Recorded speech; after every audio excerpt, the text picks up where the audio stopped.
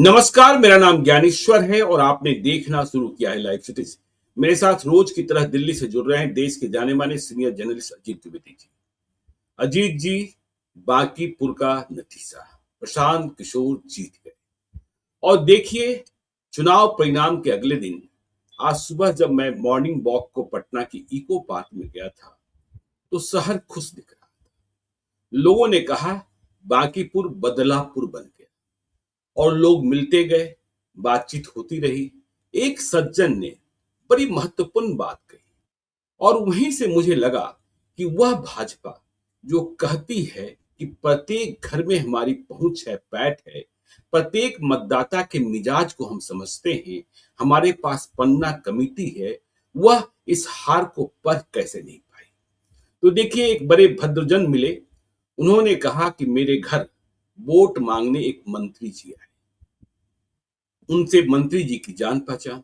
मंत्री जी को वह पहले बुलाते थे, मंत्री जी कभी आते नहीं थे। मंत्री जी आए और मंत्री जी ने कहा भाजपा को जीत दिलानी है। पिताजी सहमत थे, लेकिन बेटे बहू बेटियां आई। उन्होंने कहा, मंत्री जी ने कहा, देखो ध्यान रखना, कमल छाप तुम्हारा अपना है। अब बेटे बहू और बेटी ने, पिता का मन क्या था नहीं पता, लेकिन बेटे बहू और बेटी ने कहा कैसे कमल छाप हमारा अपना है, आपका उम्मीदवार कौन है? बेटे बहू पत्नी ने पूछा तो मंत्री जी ने कहा नीरज कुमार सिन्हा। बेटे बहू पत्नी ने पूछा ये कौन है, क्या करते हैं, इनकी क्या उपलब्धि है? मंत्री जी समझ गए कुछ उलझन है, कुछ अड़चने हैं। मंत्री जी ने कहा छोड़ो ना, मोदी जी को देखो। बेटे बहू पत्नी ने कहा मोदी जी को क्या देखें, वह अपने मन की बात सुनाते हैं, हमारे मन की बात सुनते नहीं हैं, और जब हम सुनाना चाहते हैं तो लाठियां बरसाते हैं। मंत्री जी फंस गए। मंत्री जी ने फिर कहा कि नहीं, बीजेपी के साथ ही रहना है, सरकार तुम्हारी है, तुम्हारे ही वोट से, पिछले दफे तुमने बीजेपी को वोट दिया था ना। तो सभी ने कहा, बेटे बहू पत्नी ने कहा कि हाथ दिया था। तो अब बात आगे बढ़ती है। अब मंत्री जी से बेटे बहू पत्नी ने सीधा पूछा, हम प्रशांत किशोर को वोट क्यों न दें?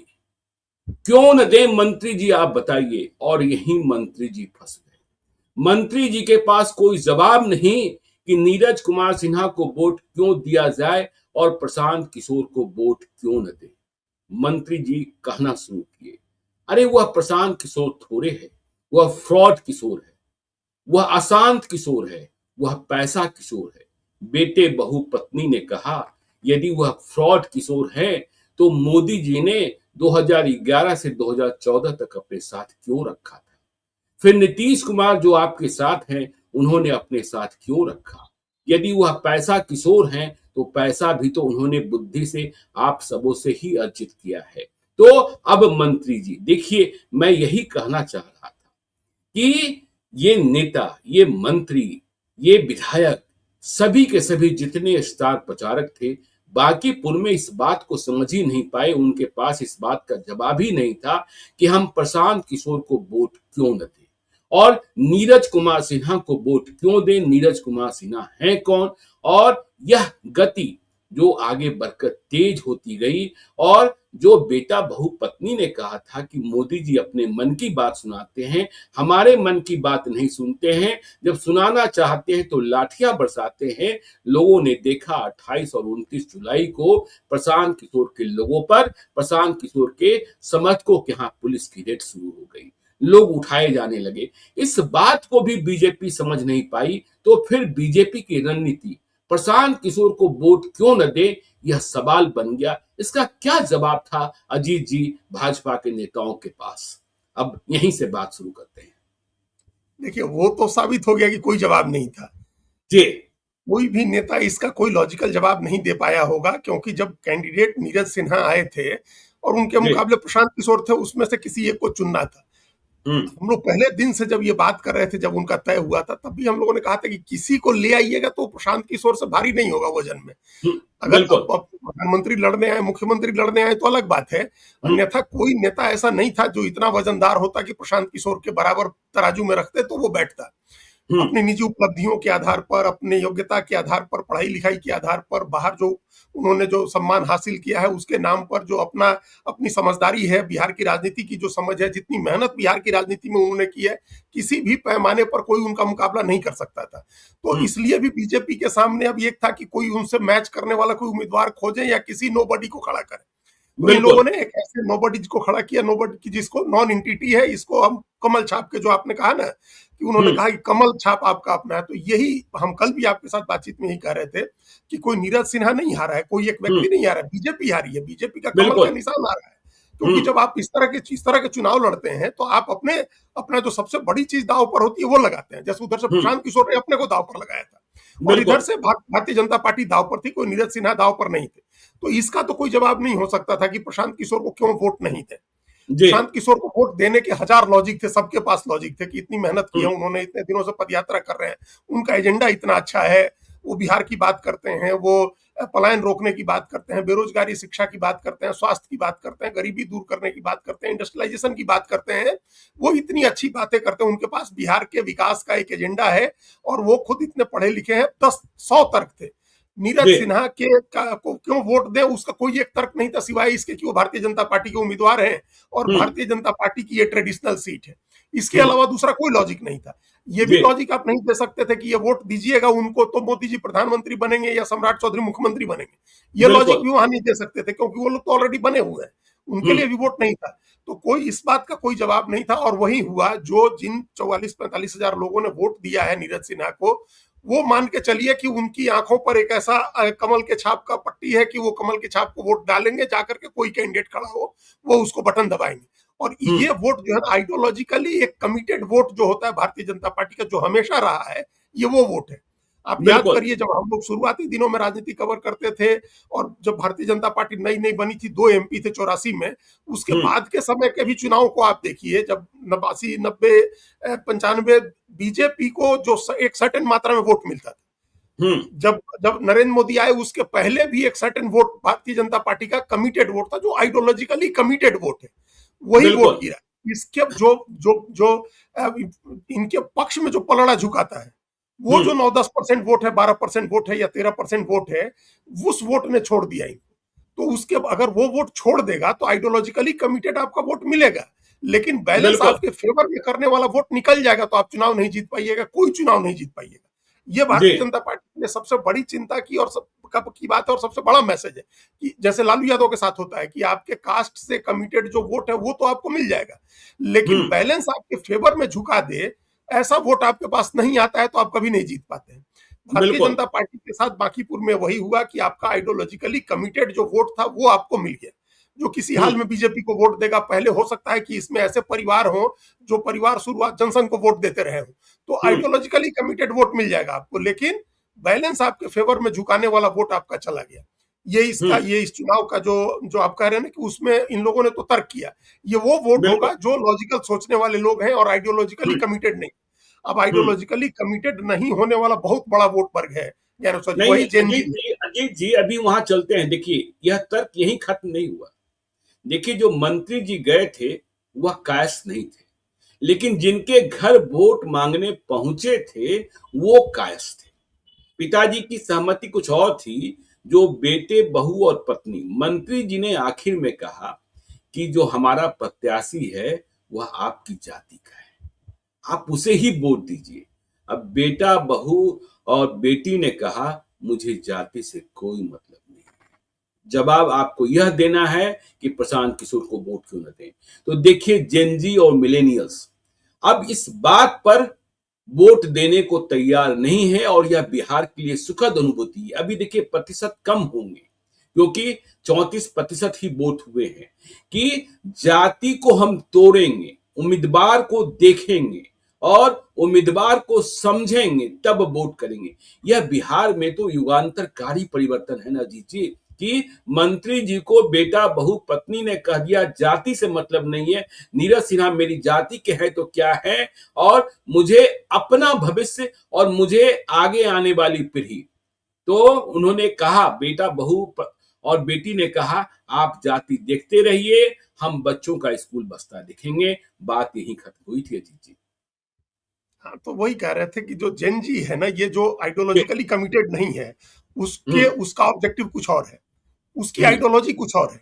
आइडियोलॉजिकली नॉन कमिटल होने का ये मतलब नहीं है कि उसकी कोई आइडियोलॉजी नहीं है, उसकी अलग आइडियोलॉजी है। जो एक ऐसे भी आजकल आइडियोलॉजी के बिना ही राजनीति चल रही है, पोस्ट आइडियोलॉजी पॉलिटिक्स जिसको हम लोग बोलते हैं, जो अरविंद केजरीवाल लेकर के आए थे कि कोई आइडियोलॉजी नहीं है, कोई लेफ्ट की आइडियोलॉजी, राइट की आइडियोलॉजी, या कोई सोशलिस्ट कम्युनिस्ट, कोई राइट विंग आइडियोलॉजी नहीं है। एक आइडियोलॉजी गवर्नेंस का है, गुड गवर्नेंस की एक आइडियोलॉजी होती है। एक डेवलपमेंट अपने आप में एक आइडियोलॉजी है। तो ये कहा था उन्होंने, अरविंद केजरीवाल ने, हालांकि उसका पालन किया नहीं। गुड गवर्नेंस के नाम पर वो वेलफेयर वाली जो आइडियोलॉजी है उसी पर चलेगा, वेलफेयर की पॉलिटिक्स भी नहीं, फ्री बीज की जो आइडियोलॉजी है उस पर चलेगा। अगर वेलफेयर की भी आइडियोलॉजी रहे और गुड गवर्नेंस की आइडियोलॉजी रहे, डेवलपमेंट की आइडियोलॉजी रहे, तो ये अपने आप में बड़ी चीज है। तो हमको लगता है कि जो जेन जी है वो इसी आइडियोलॉजी के लिए कमिटेड है कि आप डेवलपमेंट की बात करिए, विकास की बात करिए, आप उसी में उसका भी भविष्य है। तो वो एक वेलफेयर की आइडियोलॉजी और डेवलपमेंट की आइडियोलॉजी के साथ जाना चाहता है। और वो एक इस बार का कमिटमेंट उसका प्रशांत किशोर के साथ था बिहार में। उसका कमिटमेंट कास्ट के साथ नहीं है, आइडियोलॉजी के साथ नहीं है। ये अच्छी बात है कि आप कास्ट और आइडियोलॉजी, कास्ट और अगर एक आइडियोलॉजिकल बैरियर को तोड़ते हैं और बिहार के विकास की बात करते हैं, उसमें अपना भविष्य देखते हैं, तो ये आगे के लिए बहुत अच्छी बात होगी बिहार के लिए। तो ये बांकीपुर में दिखा है। और ये जो जेन जी का है, जिसके लिए हम बार बार कह रहे हैं, और ये हिसाब जोड़ा हुआ है, मतलब हम क्या कह रहे हैं, ये अगले चुनाव में 40 करोड़ होंगे। और अगर ये इसी आइडियोलॉजी पर अड़े रहते हैं, मतलब इनको कोई चीज मूव नहीं करती है। मूव करने का मतलब होता है कि कई बार इमोशनल इश्यूज मूव करते हैं इनको, सेंटिमेंटल वैल्यूज, कई इश्यूज के सेंटिमेंटल वैल्यूज होते हैं जो जिससे आदमी अल्टीमेटली मूव करता है कि भाई चलो अब इसको एक बार तो ये हो गया तो हम लोग देखते हैं।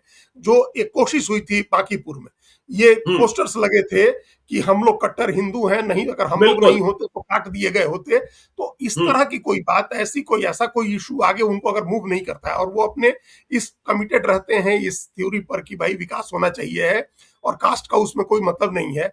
और देखिए उनका अपना जो 3 चीजें, ज्ञानेश्वर जी, जो जेन जी के बारे में पूरी दुनिया में जो अध्ययन हुआ है, और भारत का जेन जी उससे अलग नहीं है, वो 3 बातें ऐसी हैं जिसमें एक है उनका क्लाइमेट। सबसे पहले वो क्लाइमेट के बारे में भी बात कर, सबसे ज्यादा आप देखिए जो ग्रेटा थनबर्ग, जो किसान आंदोलन के समय जिसका नाम देश के लोगों ने सुना, पर्यावरण की एक्टिविस्ट है, 18 साल 19 साल की अभी उम्र होगी उसकी, 20 साल की उम्र होगी, पूरी दुनिया ग्रेटा थनबर्ग को जानती है।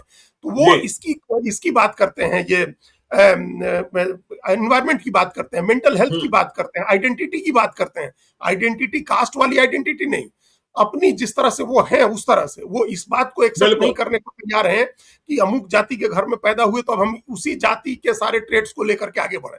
वो इंडिविजुअल अपनी आइडेंटिटी एक विकसित करना चाहता है ह्यूमन के रूप में, एक इंसान के रूप में। तो ये जेन जी की खासियत है। इसको पता नहीं बिहार देश के नेता तो अभी नहीं समझ पा रहे हैं, लेकिन जो सोशियोलॉजी के लोग अध्ययन कर रहे हैं उनका मानना है। तो इसमें न कहीं कास्ट है, न कम्युनिटी है, इसमें कहीं न कोई स्टेट का कोई बॉर्डर है, कुछ नहीं है इसमें ह्यूमैनिटी की बात है व्यापक रूप से। कि आप पोल्यूशन तो जब देश के सबसे पोल्यूटेड 10 शहरों की बात होती है तो 6-7 शहर तो बिहार के निकल आते हैं, जबकि कोई इंडस्ट्री बिना इंडस्ट्री के बिहार में पोल्यूशन सबसे ज्यादा हो जाता है। धूल, कहीं से आपको सफाई करने की बात नहीं है, कहीं कूड़ा नहीं उठाया जाता है, सड़कों किनारे धूल उड़ रही है, कहीं घास लगाना, पेड़ पौधे लगाना, ये सब कहीं कुछ नहीं हो रहा है। तो एक बड़ा कंसर्न है जेन जी का। मेंटल हेल्थ एक बड़ा कंसर्न है जेन जी का, अपनी आइडेंटिटी एक बड़ा कंसर्न है उन लोगों का, और उसके साथ बाकी सारी चीजें इन 3 के आसपास हम लोग देखते हैं कि जुड़ी हुई। और आप पटना में देख लीजिए, आप पर्यावरण की बात कर रहे हैं, आप यदि देखिए, वो छोड़ दीजिए आप हार्डिंग रोड और सर्पेंटाइन रोड और सर्कुलर रोड, अन्य मार्ग, इसके अलावा आपको कहीं कुछ दिखता भी है क्या शहर में?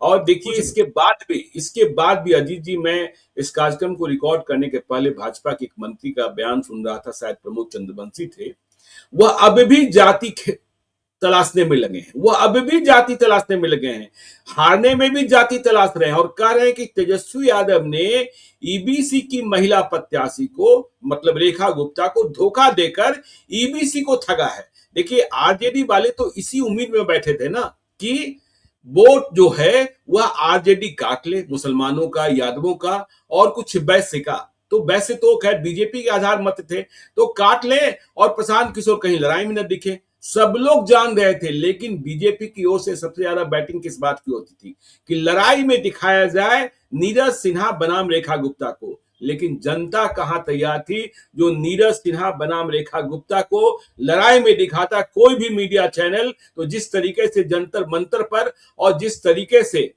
बिहार की सड़कों पर जिन मीडिया हाउस को निशाना बनाया जा रहा था, वैसा ही निशाना आगे मीडिया वाले भी बनते यदि कोई दिखाने की कोशिश करता। अजीत जी, देखिए, ये तो कोई नहीं दिखा रहा था, क्योंकि ग्राउंड पर जो भी जा रहा था, एक भी आदमी जिस किसी मीडिया हाउस ने अपना रिपोर्टर भेजा होगा, उसने ये बता दिया था जो हम लोग चुनाव शुरू होने के पहले ही कह रहे थे कि भाई आरजेडी लड़ाई में नहीं रहेगी, प्रशांत किशोर लड़ेंगे तो उनकी सीधी लड़ाई बीजेपी से होगी, एक दू की लड़ाई होगी और डिस्टेंट थर्ड रहेगी जेडीयू आरजेडी। ये हम लोग पहले दिन से, और कई लोगों ने ये शब्द भी कई बार दोहराए गए कि डिस्टेंट थर्ड, जो हम लोग सबसे पहले कहना शुरू किया कि वो डिस्टेंट थर्ड रहेगी, तो डिस्टेंट थर्ड रहेगी। और ये इस बात का कोई लॉजिक आपको समझ में आ रहा है क्या अनुसार जी की ईबीसी को ठग लिया आरजेडी ने? कोई लॉजिक है इस बात का? लेकिन अब यही है कि हमेशा बेसिर पैर की बात करनी है और ये समझना है कि जनता तो एकदम मूर्ख है, उसको कुछ समझ में नहीं आता, हम जो कहेंगे वो मान लेगा। इसके बावजूद ईबीसी को कैसे ठगा? कम से कम टिकट तो दिया था ईबीसी को, बिल्कुल टिकट दिया था। अब ईबीसी के लोगों ने उनको वोट नहीं दिया, तो ये इसमें आरजेडी तेजस्वी यादव का कसूर है। तेजस्वी यादव का कसूर नहीं है। पिछली बार भी रेखा गुप्ता को जो 46,000 वोट आया था, वो तेजस्वी यादव का वोट था, रेखा गुप्ता का नहीं था वोट, वो ईबीसी का वोट नहीं था या ओबीसी का वोट नहीं था वो। अगर इतना ही प्रेम है बीजेपी के नेताओं को ओबीसी से, तो भाई ओबीसी को दे देते सब लोग वोट। ओबीसी के तो कैंडिडेट थे, वो रेखा गुप्ता कैंडिडेट थी, तो क्यों नहीं वोट दे दिया आप सब लोगों ने जाकर? ओबीसी का 1,29,000 वोट है, ईबीसी का 50,000 वोट है, तो ये तो अपने 1,80,000 वोट हो गए, तो दे देते आप लोग उन्हीं को, उनको जिता लेते। तो उनको तो 14-15,000 वोट आया। तो ये सब ऐसी बेसिर पैर की बातें भारतीय जनता पार्टी की तरफ से हमेशा कही जाती हैं। और आप देखिएगा, 4 आदमी मिलेगा तो 4 तरह की बात कहेगा, जनता को उलझन में रखना, ये एक बड़ी स्ट्रेटजी है। लेकिन आजकल जो जेनजी है, या वैसे भी कम्युनिकेशन के इतने साधन हो गए हैं कि क्लैरिटी ऑफ कम्युनिकेशन सबसे जरूरी है। कोई एम्बिग्यूटी उसमें नहीं होनी चाहिए, कोई अगर मगर किंतु परंतु। जो अशोक चौधरी कहते थे कि राजनीति हेतु मध्यभूत में नहीं होती है, राजनीति नहीं होती है सचमुच हेतु मध्यभूत में, कि ये भी वो भी वो भी वो भी, ऐसा नहीं होता है। आपको एड्रेस करना होगा डायरेक्टली। तो ये डायरेक्ट एड्रेस नहीं किया इन लोगों ने, क्लैरिटी नहीं थी कम्युनिकेशन में आपके। आप किससे लड़ रहे हैं, कैसे लड़ रहे हैं, आप क्या एजेंडा लेकर के जा रहे हैं, आपका कैंडिडेट क्या कह रहा है, ये कोई किसी को आइडिया नहीं लगा। जबकि हर जगह हर मंच से सिर्फ प्रशांत किशोर की बात सुनी जा रही थी। तो उसके बाद क्या बच रहा था कि प्रशांत किशोर की बात सुनी जा रही है, प्रशांत किशोर का एजेंडा लोगों के कान तक पहुंच रहा है, लोगों के दिमाग में बैठ रहा है, उन्होंने लोगों के इमेजिनेशन को कैप्चर किया। तो अब ये तो उसमें कोई बीजेपी के लिए अपना नैरेटिव चलाने का स्पेस ही नहीं छोड़ा प्रशांत किशोर ने। और बीजेपी ने अपने पैर पर कुल्हाड़ी मारी थी नीरज सिन्हा को उम्मीदवार बना करके। एक अच्छे व्यक्ति ने कहा, मतलब उसी राइट विंग थिंकर ने हमको कहा कि भारतीय जनता पार्टी ने बांकीपुर, उन्होंने कहा कि हीरे की खान है, तो हीरे की खान में से कोयला खोज करके निकाला था उन्होंने। उनका कहना था कि लोग जो है कोयले की खान से हीरा खोजते हैं, लेकिन भारतीय जनता पार्टी ने बांकीपुर हीरे की खान है, वहां से कोयला खोज निकाला और उसको उम्मीदवार बना दिया। बिल्कुल, तो बिल्कुल। इसका ये मतलब, फिर इसको लोगों ने अपना अपमान माना मतदाताओं ने कि आप ये क्या, इसमें कोई, इसमें नीरज सिन्हा के लिए हम जो कह रहे हैं, इसमें नीरज सिन्हा के लिए कोई अपमानजनक बात नहीं है। नीरज सिन्हा एक सामान्य कार्यकर्ता है, वो खुद ही उनसे पूछिएगा तो कहेंगे कि वो तैयार नहीं थे चुनाव लड़ने के लिए। तो आपने क्यों चुनाव लड़ने के लिए जब उनको उतार दिया? वो तैयार नहीं थे, उनका प्रशिक्षण नहीं है, वो बोल नहीं पाते हैं, उनको एजेंडे का पता नहीं है, उनको इश्यूज का ज्ञान नहीं है, तो आपने क्यों उनको उतार दिया? आइडियोलॉजी का ज्ञान नहीं है। आप जो आपके पास उनके कहने का मतलब था हीरे की तरह कैंडिडेट है। ऋतुराज सिन्हा आपके पास थे, आपके आशीष सिन्हा थे, आपके पास रणवीर नंदन थे, अजय आलोक थे, आपके पास पहले संजय मयूख थे। आप ऐसा कोई उम्मीदवार लड़ाते, आपके पास अच्छे उम्मीदवारों की कतई कमी नहीं थी, लेकिन आपने नहीं लड़ा। ये भी अहंकार है, इस अहंकार में कि हम जिसको लड़ाएंगे उसको जिता लेंगे। यहाँ कोई लड़ाई नहीं। और एक बात और, हमको बीजेपी के लोगों ने, कल पार्टी कार्यालय से लौटे कुछ लोग मिले हमको, उन्होंने कहा कि बीजेपी ने सोचा था कि नीरज सिन्हा के हाथों अगर हरवा देंगे प्रशांत किशोर को, तो फिर प्रशांत किशोर क्या मुंह दिखाएंगे, बिहार छोड़िए देश में लोगों को क्या मुंह दिखाएंगे। अब ये सोचिए, इसको स्ट्रेटजी बता रहे हैं लोग। और ये मतलब ये कन्विक्शन था अपना कि हम जीत तो रहे ही हैं, प्रशांत किशोर तो नहीं जीत सकते हैं, लेकिन हम नीरज सिन्हा से उनको हरवाएंगे। हरवा तो किसी से सकते हैं, नीरज सिन्हा से हरवाएंगे तो देश भर में जो घूम घूम के कहते हैं कि हम बहुत बड़े चुनाव रणनीतिकार हैं, तो क्या मुंह दिखाएंगे? लोग पूछेगा कि आपको नीरज सिन्हा ने हरा दिया। तो ये बीजेपी की सोच थी। ये लोग कहते हैं कि बीजेपी बड़ी गंभीरता से लड़ती है, हम लोग भी कहते हैं कि बीजेपी, हम लोगों ने एक एपिसोड में चर्चा भी की थी कि बीजेपी हमेशा ऐसी ताकत लगाती है, लेकिन जी। इस सोच में आपने नीरज सिन्हा को दिया तो यही गलती थी, सबसे पहला ही कदम आपका गलत था।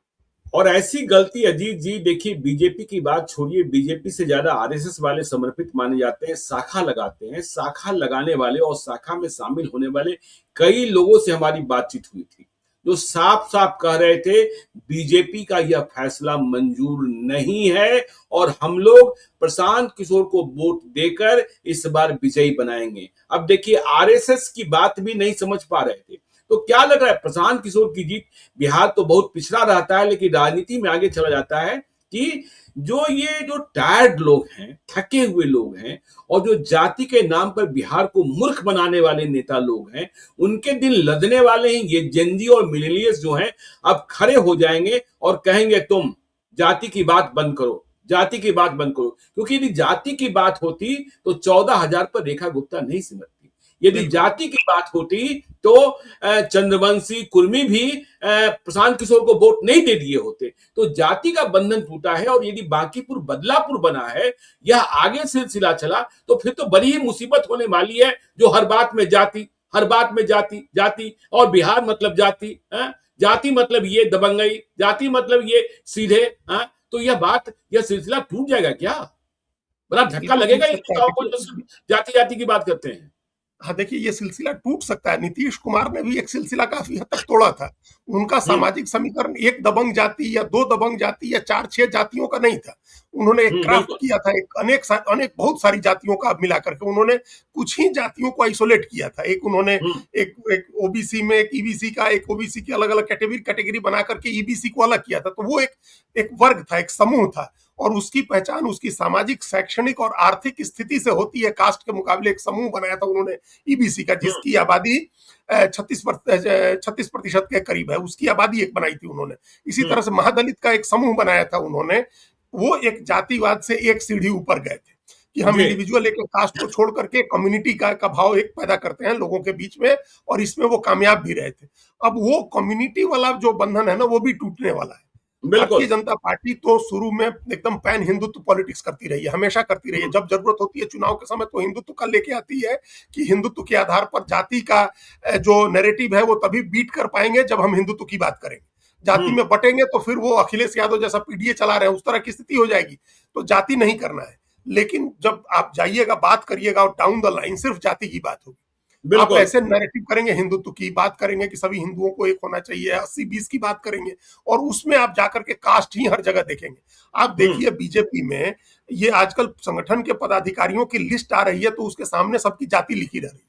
जी बिल्कुल। इसका क्या मतलब? ये तो हम लोगों ने नहीं देखा है। हम लोग जब थे बिहार में, तब तो बिहार ज्यादा जातिवादी कहा जाता था, लेकिन तब भी कोई पार्टी अपने पदाधिकारियों की सूची जारी करती थी, उम्मीदवारों की सूची जारी करती थी, तो उसमें जाति नहीं लिखती थी। लेकिन आज आप जाति लिख करके, आइडेंटिफाई करके उसको भेज रहे हैं इसी आधार पर, उसके बाद हिंदुत्व की बात कर रहे हैं। ये कैसे चलेगा? दोनों कैसे चलेगा? दोनों नहीं चल सकता है। तो भारतीय जनता पार्टी को इस कंट्राडिक्शन को एड्रेस करना होगा। अपना जो कंट्राडिक्शन है उसका, कास्ट का और हिंदुत्व का, उसको उनको ध्यान रखना होगा। और तेजस्वी यादव की पॉलिटिक्स तो विशुद्ध रूप से जाति दो ही कम्युनिटी उस पर डिपेंडेंट है, तो वो उससे बाहर निकल नहीं सकते हैं। वो बात ही नहीं कर सकते हैं। वो कैसे कहेंगे कि हम कास्ट की बात नहीं करेंगे, क्योंकि उसी आधार पर उनको चुनाव लड़ना है। आपने देखा हम लोगों ने कि 40 लोकसभा सीटों में से उन्होंने गठबंधन की तरफ से 10 या 11 यादव कैंडिडेट लड़ा दिए थे। तो वो तो जाति से आगे निकलेंगे नहीं। तो इसमें तो जो जाति तोड़ने वाला समूह है, देखिए बिहार में अभी भी फर्टिलिटी रेट देश के सबसे ज्यादा जिस राज्य में है वो बिहार है। बिहार में पश्चिम बंगाल के मुकाबले भी ज्यादा है, लगभग 3% बिहार में फर्टिलिटी रेट है, जबकि देश का जो फर्टिलिटी रेट है वो रिप्लेसमेंट रेट से नीचे आ गया। रिप्लेसमेंट रेट 2.1% का है, 1.9 आ गया। बात ये अजीत जी कि मुसलमानों से अधिक हिंदू में शामिल जातियां जो हैं, हिंदू की कई जातियां जो हैं फर्टिलिटी रेट में मुसलमानों को भी पछाड़ रही है, आगे है, उनकी है ही ज्यादा। तो ये आप मतलब फर्टिलिटी रेट ज्यादा है, मतलब ज्यादा बच्चे पैदा हो रहे हैं, तो इसकी वजह से जो जेनजी की आबादी है या मिलेनियल्स में है, वो आबादी देश के अनुपात के मुकाबले बिहार में ज्यादा है। अगर देश में हम लोग माने कि जेनजी की आबादी 28% है, तो वो निश्चित रूप से बिहार में 30% से ज्यादा होगी। तो इस अनुपात में जो है बिहार में जो जेनजी और मिलेनियल्स है और 4 साल के बाद, ठीक 4 साल के बाद जनरेशन अल्फा जो है, इसका भी एक वर्ग वोट देने की उम्र में पहुंच जाएगा, जो 14 साल का है, जिसका जन्म 2012 में हुआ है या बिल्कुल। 13 में हुआ है, तो वो भी 4-5 साल के बाद वोट देने के लायक हो जाएगा। तो हम लोग जब बात करते हैं किसी प्रदेश की राजनीति में एक बड़े बदलाव की, जब हम लोग बात करते हैं, तो वो साल, 2 साल, 6 महीने के फ्रेमवर्क में नहीं देख सकते हैं, हम लोग उसको लॉन्ग टर्म में देखना होगा। नीतीश कुमार की जब समता पार्टी बनी, तो उसके बाद लालू यादव को बदलने में उनको 11 साल लग गए थे। 2005 में जाकर के बदले, 7 दिन के लिए 2000 में जरूर बदलाव हुआ था। तो हम लोग उस पर्सपेक्टिव में देख रहे हैं कि अगर ये जो पीढ़ी है, अगर राजनीतिक रूप से अभी बहुत जागरूक और बहुत सजग नहीं दिख रही है हमको, क्योंकि अगर ये जागरूक और सजग होते तो वोट 34% नहीं रह जाता, वोट परसेंटेज भी ज्यादा जाता, तो वो नहीं गया। इसका मतलब यहाँ भी कहीं ना कहीं देखिए अजीत जी, देखिए वोट प्रतिशत का जो मामला है, मैं इसकी गहराई में गया और मुझे तो लगता है कि एसआईआर में सिर्फ बोगस काम हुआ है, सिर्फ कागजी काम हुआ है, सिर्फ कागजी काम हुआ है। ऐसे कई उदाहरण मिले, मैंने तो अपने घर का देखा था कि मेरे घर पर आए थे, इसके बाद भी हमने नाम नहीं लिखवाया था। मेरी माता जी का स्वर्गवास 2012 में हो गया, वोटर लिस्ट में आज भी बनी हुई है। खैर यह दानापुर का मसला है। बांकीपुर में लोगों ने बताया कि उनका घर 17 साल पहले टूट कर बना। 17 साल पहले इस घर में जो किराएदार रहते थे, जिनका कोई अता पता नहीं है, बांकीपुर में किराएदारों की बड़ी संख्या है, बांकीपुर में मूल निवासी कहाँ है, तो बांकीपुर में के पुराने मकानों में, पुराने फ्लैटों में रहने वाले जो किराएदार थे, यदि हिंदू थे तो उनका नाम रहने दिया गया, मुसलमान थे तो नाम काट दिया गया। एसआईआर के नाम पर भी बहुत बड़ी धोखाधड़ी हुई है अजीत जी, और इसलिए बांकीपुर में मतदाता अधिक दिखाई पड़ते हैं और वोटिंग परसेंटेज कम होता है। भाजपा के कई कार्यकर्ताओं को हम जानते हैं, जहां उन्हें भरोसा था कि इस घर से भाजपा को ही वोट मिलेगा, वहां उन्होंने वोटर लिस्ट में वैसे लोगों की पर्ची पहुंचाई जिनका कोई वजूद ही नहीं है, और उन्हें कहा कि आप बूथ पर आइएगा, वोट हम दिलवा देंगे। तो एसआईआर के नाम पर भी खेला है। एसआईआर पर भी हम लोग कभी विस्तार से चर्चा करेंगे। लेकिन आज मोकामा के विधायक अनंत सिंह दो टुक बोलते हैं और वन लाइनर में सब कुछ बोल देते हैं, बड़ा बवाली बयान दिया है।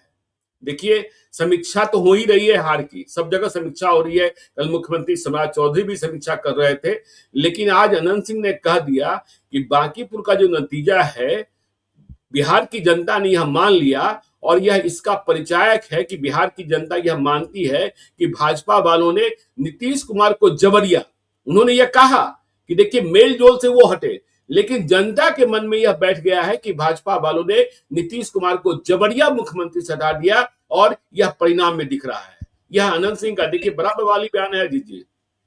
है ये देखिए, उनको वो पता नहीं, वो कई बार लगता तो यह है कि वो ऐसे बोलते हैं, रैंडम बोलते हैं, जिसका कोई मतलब नहीं होता है, लेकिन अर्थ भी होता है। और उनकी इस जो ये अभी हमने ये बयान आप बता रहे हैं, तो हमको ध्यान आ रहा है ये बात कहीं ना कहीं, इसका मतलब जेडीयू में चर्चा हुई है इस बात की। बिल्कुल, इस बात को समझने की जरूरत है, चूंकि अभी थोड़े दिन पहले उनसे किसी ने पूछा था कि उपचुनाव में क्या होगा, तो उन्होंने पूछा था कहाँ उपचुनाव हो रहा है, तो लोगों ने कहा कि, रिपोर्टर ने कहा कि बांकीपुर में, तो बोले कि हमको नहीं पता है।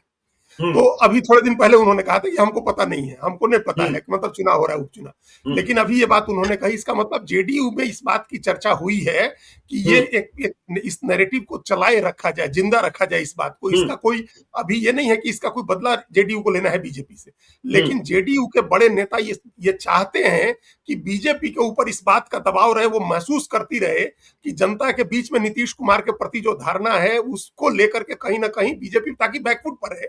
कल से एक नारा चल रहा है अजीत जी, बिना नीतीश एनडीए फिनिश, बिना नीतीश बिहार फिनिश, कल से एक नारा गढ़ दिया गया है। तो वही कह रहे, तो ये बीजेपी पर दबाव बनाने की जेडीयू की टैक्टिक्स का हिस्सा है। जेडीयू जरूर चाहेगी कि बांकीपुर हारे हैं, और नीतीश कुमार के बाद पहला विधानसभा का चुनाव था, तो एनडीए, अभी हम एक चैनल पर, एक अपने ही हमारे मोतिहारी के हमारे साथी हैं, एक चैनल के साथ जुड़े हुए हैं, उनके साथ बातचीत कर रहे थे, तो उन्होंने पहला ही पूछा कि हाइपोथेटिकल सवाल है कि क्या नीतीश कुमार रहते और बांकीपुर का बाई इलेक्शन होता तो प्रशांत किशोर चुनाव जीत जाते। हमने कहा, उसी तरह दो टूक जवाब था हमारा कि नहीं जीत पाते। उन्होंने पूछा क्यों नहीं जीत पाते, हमने कहा कि देखिए, जो सामाजिक समीकरण एनडीए का है ना, वो नीतीश कुमार का बनाया हुआ है, उन्होंने क्राफ्ट किया है इस चीज को, और बहुत बड़ी आबादी है उनके सामाजिक समीकरण वालों की, उनके लवकुश की आबादी है, उनके अति पिछड़ा की आबादी है, वहां ओबीसी ईबीसी सब है, और फॉरवर्ड भी है। तो वो, और एक जो गवर्नेंस को लेकर के नैरेटिव है, बिखराव को लेकर के, ये सब बना ही नहीं होता। अगर वो होते तो फिर हमने एक हाइपोथेटिकल पोजीशन बनाई कि अगर वो मानसिक रूप से पूरी तरह से ठीक अवस्था में होते तब। तो ये इसका मतलब है कि ये बात लोगों के मन में है और अलग अलग तरीके से बैठाई भी जा रही है कि नीतीश कुमार के बगैर एनडीए की ये हालत हो सकती है जो बांकीपुर में हुई है। तो अनंत सिंह के बयान को अजीत उसी जी, नजरिए से देखना चाहिए। अजीत जी, आपने हाइपोथेटिकल पोजीशन बनाई और देखिए इसी में कल रात में मुझे किसी ने फोन किया और कहा कि ऐसा तो नहीं हो सकता है ना कि आगे चलकर प्रशांत किशोर कांग्रेस और जेडीयू एक हो जाए, और यदि ये तीनों एक हो जाते हैं तो फिर क्या होगा। तो मेरे साथ बैठे एक सहयोगी थे, उन्होंने कहा तब तो बिहार में लैंडस्लाइड विक्ट्री हो जाएगी, तब तो बिहार में लैंडस्लाइड विक्ट्री हो जाएगी। हाँ, देखिए हम क्योंकि तो हाँ मतलब देखिए हाइपोथेटिकल कई पोजीशंस और कई अलायंस क्रिएट हो रहे हैं।